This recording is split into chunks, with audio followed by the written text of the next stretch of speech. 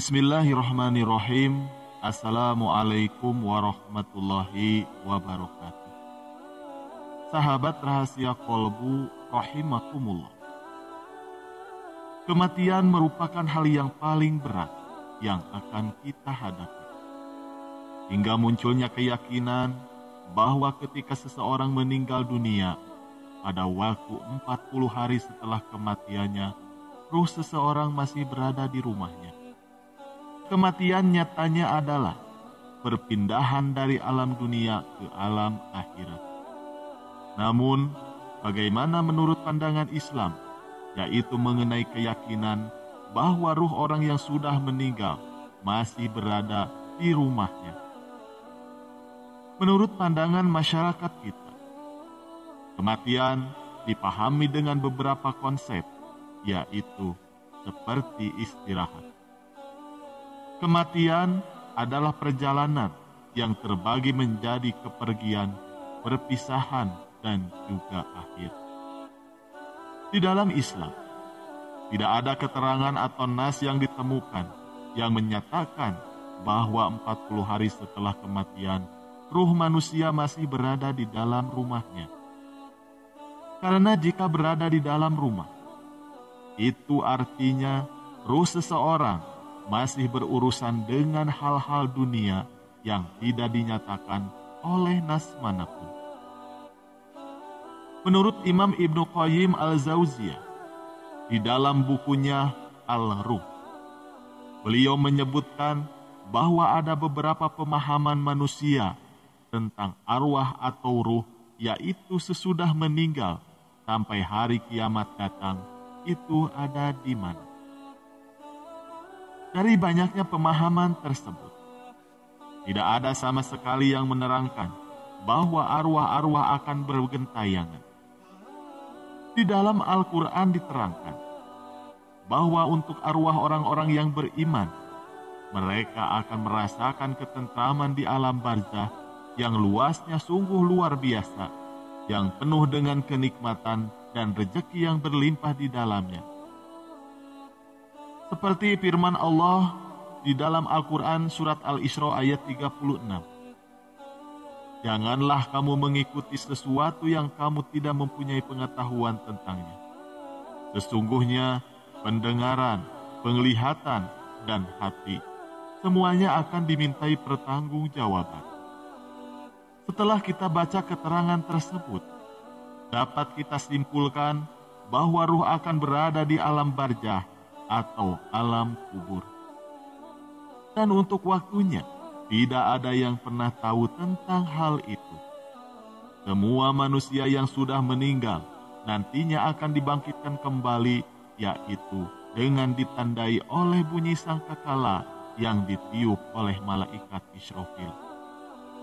Perkara gaib harus disertai dengan dalil, karena hanya Allah Subhanahu wa Ta'ala sajalah yang mengetahuinya, dan manusia wajib mengimaninya. Ruh merupakan unsur non-materi yang ada di dalam jasad yang diciptakan oleh Allah Subhanahu wa Ta'ala. Namun, bagaimana kondisi ruh seseorang setelah meninggal dunia? Tidak ada seorang pun yang mengetahuinya. Namun kita harus berpegang terus kepada Al-Quran dan juga hadis yang sahih. Pertanyaan mengenai ruh sebenarnya sudah ada sejak zaman Rasulullah Shallallahu Alaihi Wasallam dan juga para sahabat Nabi. Oleh karena itu, para Nabi diperintahkan oleh Allah Subhanahu Wa Taala untuk memberikan jawaban. Ruh itu adalah urusan Robku.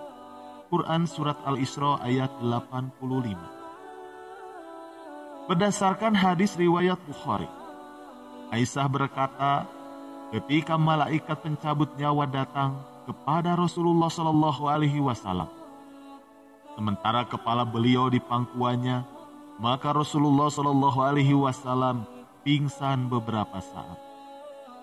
Dan tidak lama kemudian ia tersadar kembali.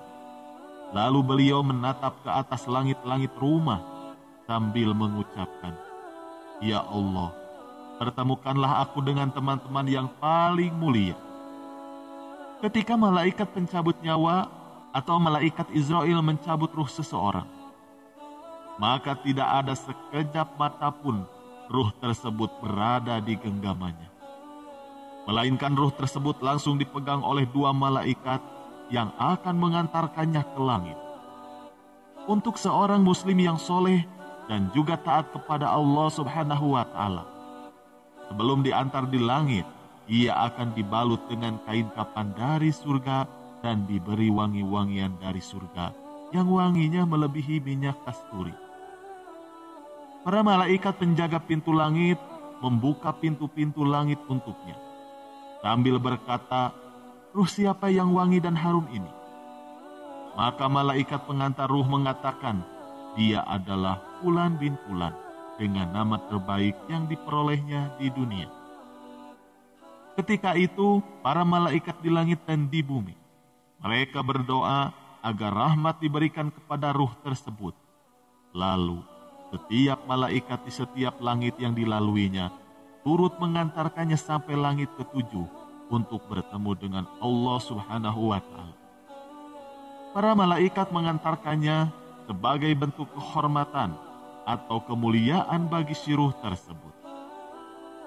Setelah dibawa ke langit, maka ruh tersebut langsung dibawa lagi ke jasadnya, lalu dikuburkan.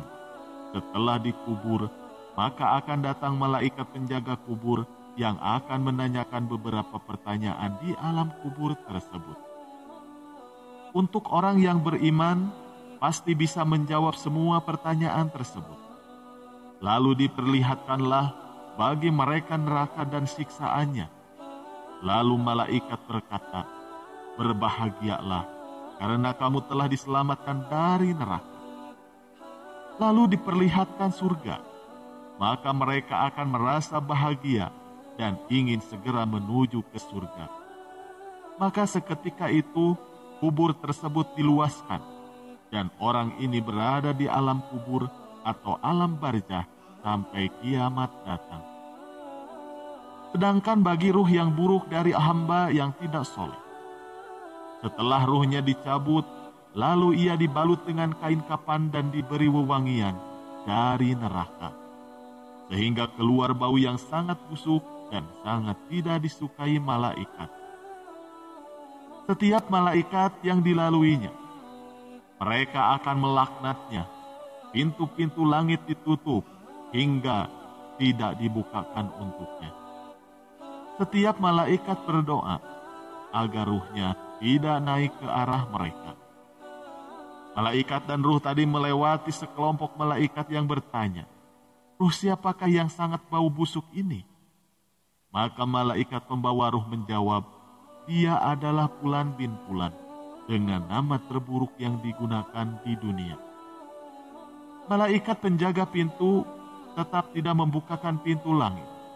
Lalu Allah Subhanahu wa Ta'ala berfirman, "Sesungguhnya orang-orang yang mendustakan ayat-ayat kami dan menyombongkan diri terhadapnya, sekali-kali tidak akan dibukakan bagi mereka pintu-pintu langit, dan tidak pula mereka masuk surga hingga onta masuk ke lubang jarum." Quran Surat Al-A'raf ayat 40. Demikian yang bisa kami sampaikan mengenai 40 hari setelah meninggal dunia. Semoga dapat meningkatkan keimanan kita kepada Allah Subhanahu wa Ta'ala. Amin ya Allah ya Rabbal Alamin. Wassalamualaikum warahmatullahi wabarakatuh.